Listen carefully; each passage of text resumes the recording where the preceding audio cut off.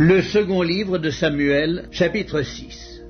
David rassembla encore toute l'élite d'Israël au nombre de 30 000 hommes. Et David, avec tout le peuple qui était auprès de lui, se mit en marche depuis Baal et Juda pour faire monter de là l'arche de Dieu, devant laquelle est invoqué le nom de l'Éternel des armées, qui réside entre les chérubins au-dessus de l'arche. Ils mirent sur un char neuf l'arche de Dieu et l'emportèrent de la maison d'Abinadab sur la colline.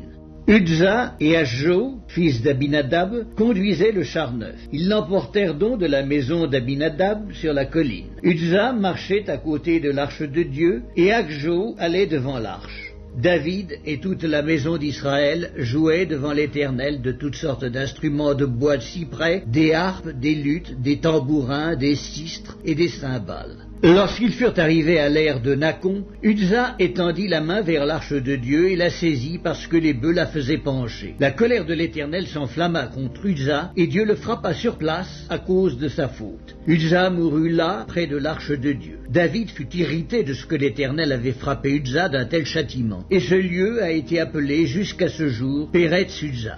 David eut peur de l'Éternel en ce jour-là, et il dit, « Comment l'arche de l'Éternel entrerait-elle chez moi ?» Il ne voulut pas retirer l'arche de l'Éternel chez lui dans la cité de David, et il la fit conduire dans la maison d'Obed-Édom de Gath. L'arche de l'Éternel resta 3 mois dans la maison d'Obed-Édom de Gath, et l'Éternel bénit Obed-Édom et toute sa maison.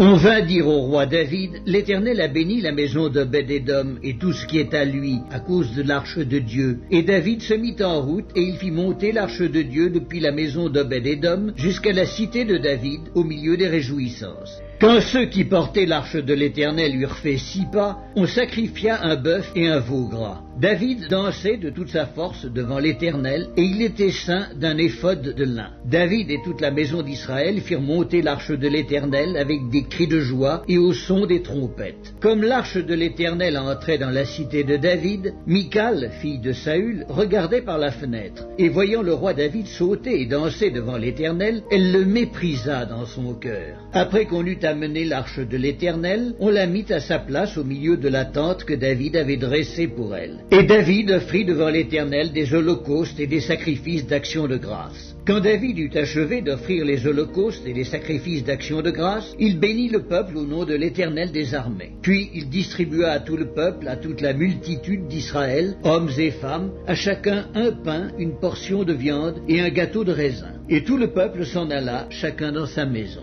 David s'en retourna pour bénir sa maison, et Michal, fille de Saül, sortit à sa rencontre. Elle dit, « Quel honneur aujourd'hui pour le roi d'Israël de s'être découvert aux yeux des servantes de ses serviteurs, comme se découvrirait un homme de rien. » David répondit à Michal, « C'est devant l'Éternel qui m'a choisi de préférence à ton père et à toute sa maison pour m'établir chef sur le peuple de l'Éternel, sur Israël. C'est devant l'Éternel que j'ai dansé. Je veux paraître encore plus vil que cela et m'abaisser à mes propres yeux. Néanmoins, je serai en honneur auprès des servantes dont tu parles. » Or Michal, fille de Saül, n'eut point d'enfant jusqu'au jour de sa mort.